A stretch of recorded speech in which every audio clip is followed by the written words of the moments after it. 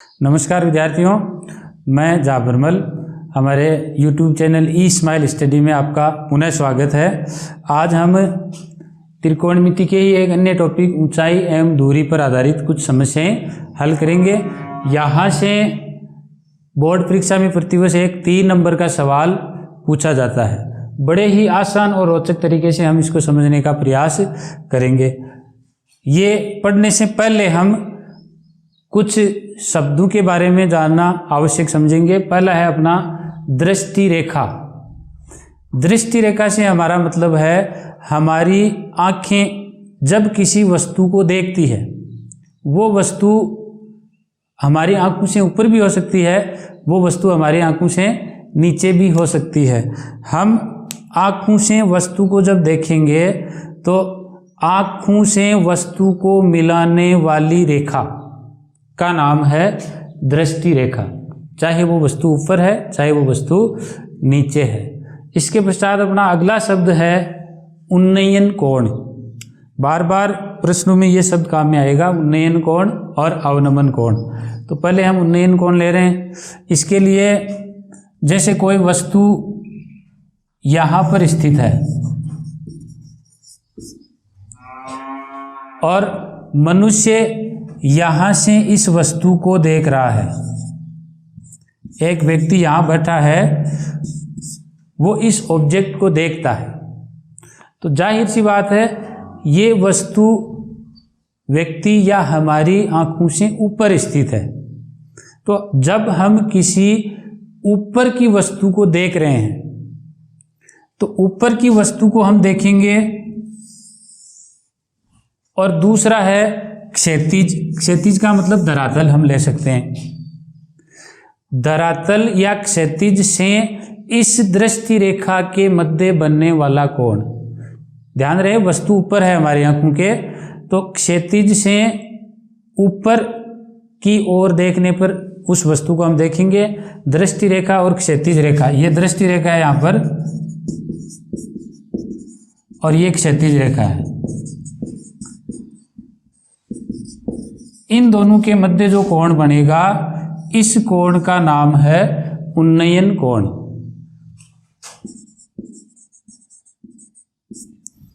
दूसरा कोण अपने पास है अवनमन कोण।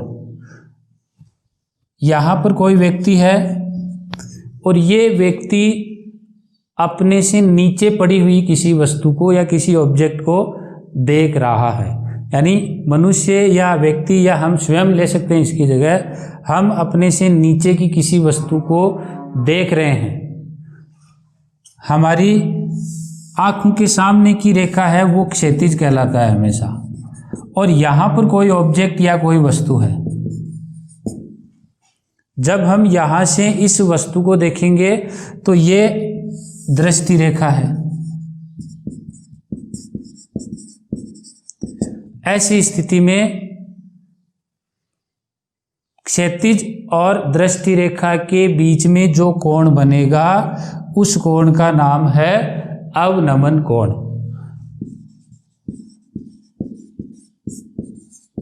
तो ध्यान रहे, अवनमन कोण जब हम ऊपर से किसी नीचे की वस्तु को देखते हैं तो अवनमन कोण बनेगा, और जब हमारी आँखों से ऊपर कोई वस्तु है उसको हम देखते हैं तो उस कोण का नाम होगा उन्नयन कोण या उनतास कोण।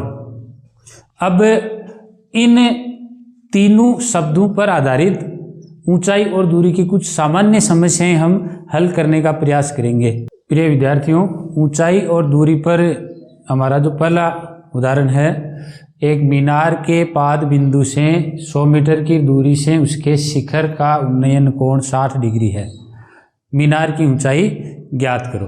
मोटे मोटे रूप से ऊंचाई एवं दूरी के 2 प्रकार के सवाल परीक्षा में पूछे जाते हैं सामान्यतः। पहले टाइप के प्रश्न ऐसे हैं जिनमें हम डायग्राम बनाएंगे, उसमें केवल एक समकोण त्रिभुज की रचना होगी। दूसरे टाइप के सवाल आएंगे जिनमें एक से ज़्यादा, मुख्यतः 2 या कई प्रश्नों में 3 समकोण त्रिभुज भी बन सकते हैं। तो पहला सवाल मैं कर रहा हूँ यहाँ पर, एक मीनार, खंबा, दीवार या भवन कोई भी आकृति हमें बनानी है उसके लिए हमें एक सीधी खड़ी लाइन खींच लेनी है। ये हमारा मीनार है। अब ये मीनार धरती पर खड़ी है, क्षैतिज पर खड़ी है, इसलिए हमें क्षैतिज के रूप में एक क्षैतिज रेखा खींच लेनी है। ये हो गया इसका आधार। चूँकि यहाँ पर मीनार का पाद है और इस पाद से 100 मीटर की दूरी पर, यहाँ से हम 100 मीटर की दूरी पर एक अन्य बिंदु लेंगे। इस बिंदु को मीनार के शिखर से मिलाना है। तीनों को हम नाम दे देंगे ABC और इस प्रकार हमें एक समकोण त्रिभुज ABC प्राप्त होता है। यहाँ पर AB है वो मीनार है, BC की दूरी हमें 100 मीटर दे रखी है। मीनार की ऊंचाई हमें ज्ञात करनी है। हम मान लेंगे कि माना मीनार की ऊंचाई h है, तो माना मीनार की ऊंचाई h है।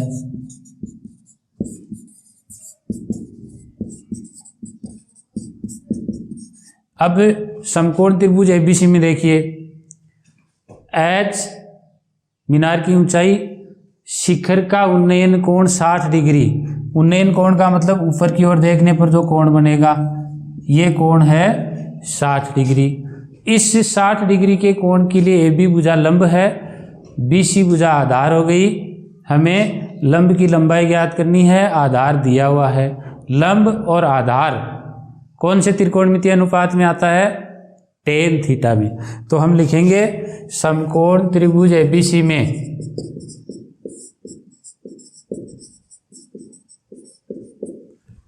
लंब अर्थात h आधार यानी 100, h/100 यानी लंब बटा आधार बराबर होगा tan थीटा। यहाँ पर थीटा का मान है 60 डिग्री। हम tan 60 डिग्री का मान सारणी से जानते हैं। tan 60 का मान होता है वर्गमूल 3।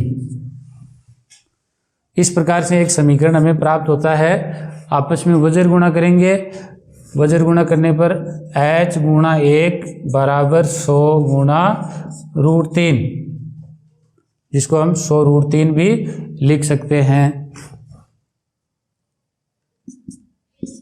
h बराबर होगा 100 √3 मीटर।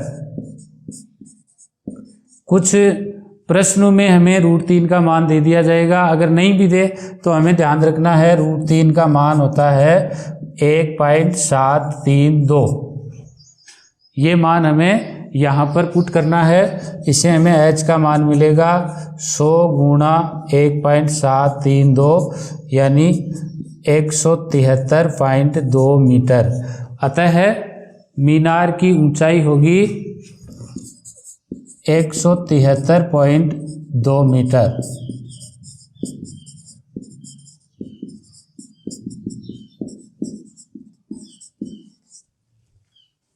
इस प्रकार से हमें ऊंचाई वाले प्रश्नों को हल करना है। प्रिय विद्यार्थियों, ऊंचाई और दूरी पर हमारा दूसरा उदाहरण है। इसमें हमें दो त्रिभुज बनाने हैं। तो पहले देखिए, एक समतल जमीन पर खड़ी मीनार। सबसे पहले मैंने बताया आपको मीनार आपको बना लेनी है और ये जमीन है।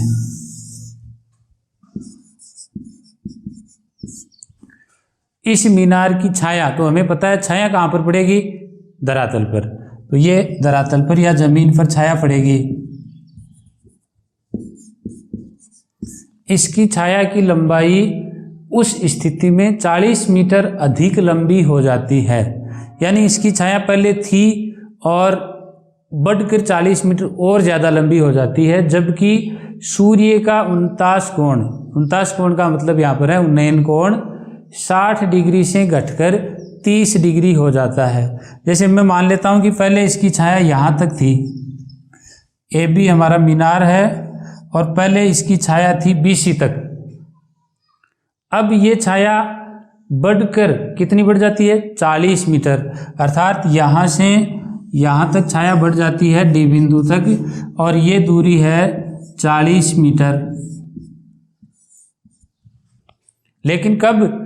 इस स्थिति में 49 कोण 60 डिग्री से घटकर 30 डिग्री हो जाता है। तो यहाँ पर दोनों जगह हमें कोण बनाने हैं, सी बिंदु पर और डी बिंदु पर।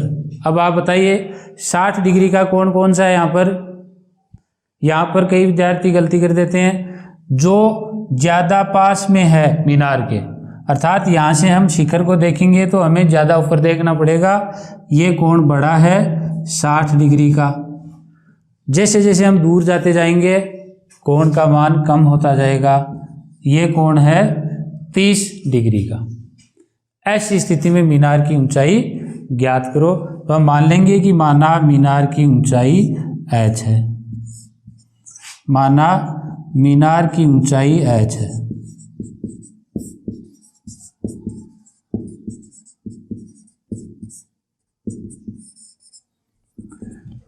हमारे पास दो त्रिभुज बन रहे हैं, समकोण त्रिभुज ABC और दूसरा समकोण त्रिभुज ABD।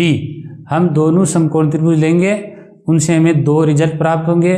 दोनों रिजल्ट की सहायता से हम h यानी मीनार की ऊंचाई ज्ञात करेंगे। आइए सबसे पहले मैं छोटे वाला त्रिभुज लेता हूं, समकोण त्रिभुज ABC में। समकोण त्रिभुज ABC में h ऊंचाई है, BC दूरी का हमें नहीं पता, तो BC दूरी को मैं एक बार के लिए अक्ष मान लेता हूं। आधार हो गया अक्ष, ऊंचाई यानी लंब की लंबाई हो गई h, कोण का मान है 60 डिग्री। तो आधार और लंब किस में आएंगे? टेन थीटा में। मैं लिखूंगा h बट्टा x बराबर टेन 60 डिग्री।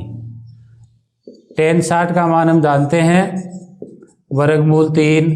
यहाँ से हमें रिजल्ट मिलेगा वज्र गुणा करने पर h बराबर x रूट 3। इसको समीकरण नंबर 1 हमें देना है। पुनः देखिए दूसरा समकोण त्रिभुज कौन सा बन रहा है यहाँ पर? ABD। ध्यान रहे समकोण त्रिभुज ही लेना है। कुछ विद्यार्थी यहाँ पर त्रिभुज ले लेते हैं ACD, ये समकोण त्रिभुज नहीं है, तो हमें त्रिभुज लेना है ABD। समकोण त्रिभुज ABD में देखिए लंब की लंबाई है h, आधार की लंबाई अब कितनी हो गई? BD। तो मैं लिख रहा हूं h बटे BD। लंब बटा आधार होता है टेन थीटा के बराबर, तो ये बराबर होगा टेन 30 डिग्री। BD को दोबारा देखिए, BD का मतलब है x प्लस 40,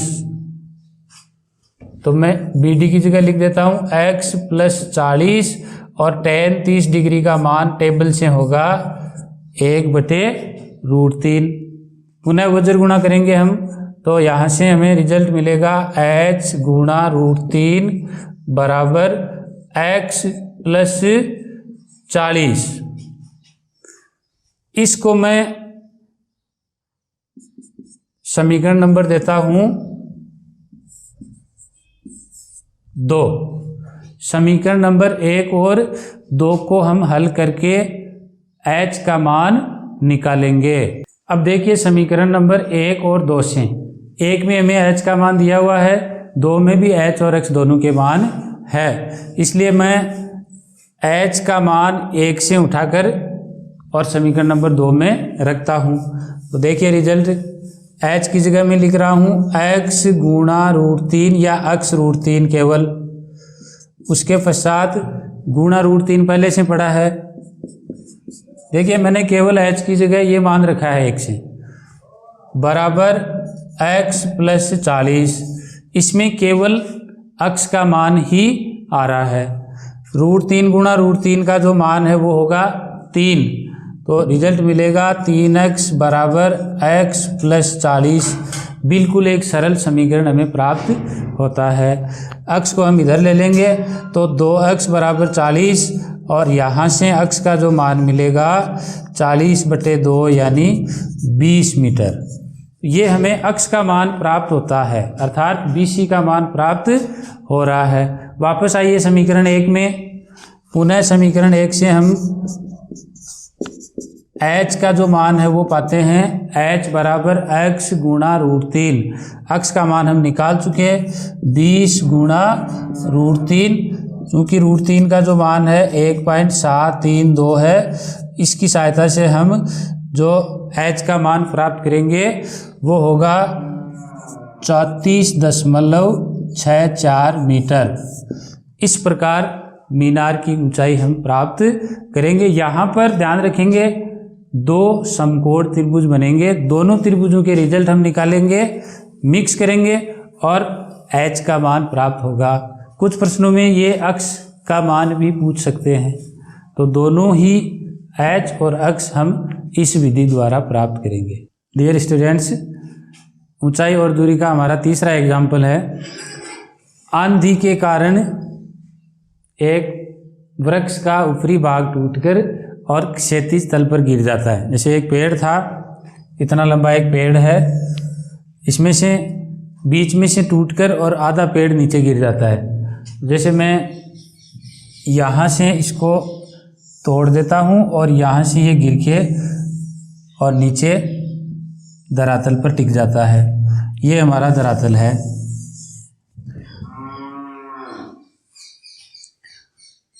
और क्षैतिज तल पर 60 डिग्री का कोण बना रहा है। ये जो कोण बनेगा वो कितना डिग्री का बनेगा? 60 डिग्री का। हमारा जो पेड़ है वो AB और AC को मिलाकर जो लंबाई बनेगी उतना लंबा पेड़ है। यानी पहले पेड़ BC तक था, फिर यहाँ से टूटा और ऊपर का खंड आके और क्षैतिज पर बिंदु C पर मिलता है और यहाँ पर 60 डिग्री का कोण बना रहा है। वृक्ष का शिखर क्षैतिज तल पर वृक्ष की जड़ से, ये जड़ है बिंदु B पर, इस जड़ से 10 मीटर की दूरी पर मिलता है। अर्थात हमारा जो BC दूरी है वो कितना होगा? 10 मीटर। टूटने से पहले वृक्ष की ऊंचाई कितनी थी?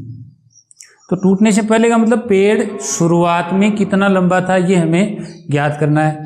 तो इसके लिए मैं जैसे AB को तो मैं h ऊंचाई मान लेता हूँ और पेड़ की जो वास्तविक ऊंचाई थी वो है AB प्लस AC के बराबर। तो AC को भी मैं अक्ष नाम देता हूँ। अब देखिए यहाँ पर शर्तें दो है लेकिन समकोण त्रिभुज एक ही है। समकोण त्रिभुज ABC में, तो इससे पहले हम मान लेते हैं कि माना AB की लंबाई है वो h है और AC की लंबाई है वो x। इस प्रकार से जो पेड़ की वास्तविक लंबाई है, वास्तविक लंबाई से हमारा मतलब है टूटने से पहले, वो कितनी हुई? AB प्लस AC यानी h प्लस x। इसका मान हमें ज्ञात करना है। आइए समकोण त्रिभुज ABC लेते हैं।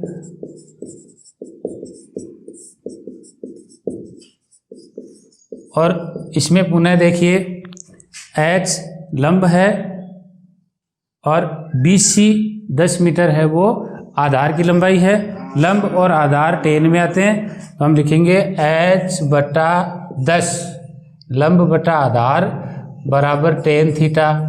यहाँ पर थीटा का मान है 60 डिग्री। टेन 60 डिग्री का मान है √3, वज्र गुणा करेंगे और h का जो मान मिलेगा 10√3 मीटर। इसको मैं समीकरण नंबर देता हूँ 1। कई विद्यार्थी यहाँ पर एक गड़बड़ कर देते हैं कि h का मान जो मिला वो पेड़ की ऊंचाई प्राप्त हो गई, लेकिन h तो केवल इतनी है। h का मतलब पेड़ की उस लंबाई से है जो टूटने के बाद बची हुई है। पेड़ की वास्तविक लंबाई है उसमें आपको अक्ष भी इंक्लूड करना पड़ेगा। तो अक्ष निकालना है। अक्ष का मतलब हमें इस समकोण त्रिभुज का कर्ण की लंबाई ज्ञात करनी पड़ेगी। कर्ण की लंबाई ज्ञात करनी है, आधार की लंबाई दी हुई है, लंब की लंबाई भी हम निकाल चुके।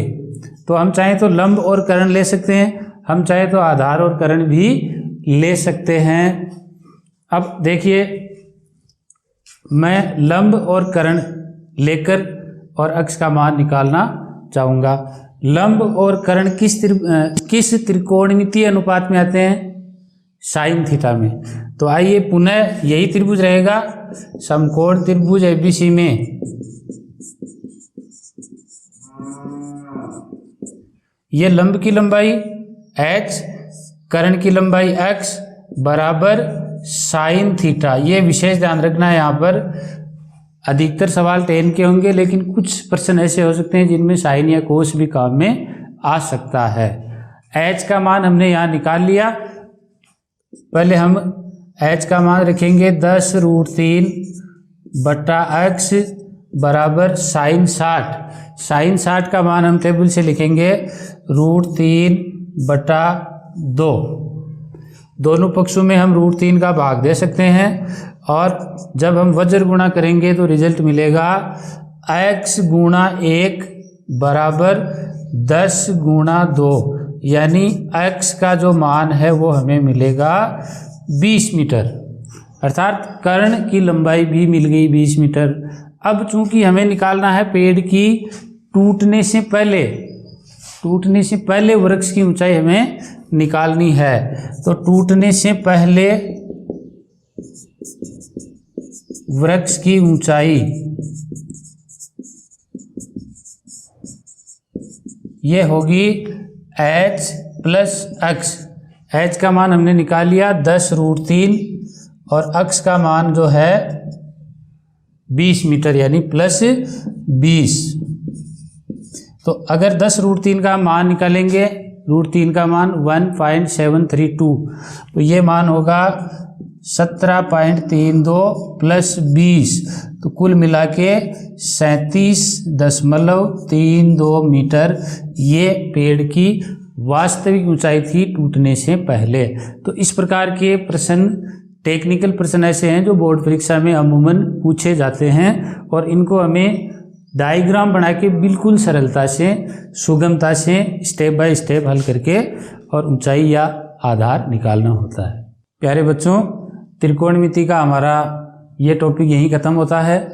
हमारे अन्य वीडियो प्राप्त करने के लिए और ज़्यादा से ज़्यादा गणित से संबंधित जानकारी प्राप्त करने के लिए हमारे YouTube चैनल ई स्माइल स्टडी को लाइक, शेयर और सब्सक्राइब ज़रूर करें। धन्यवाद।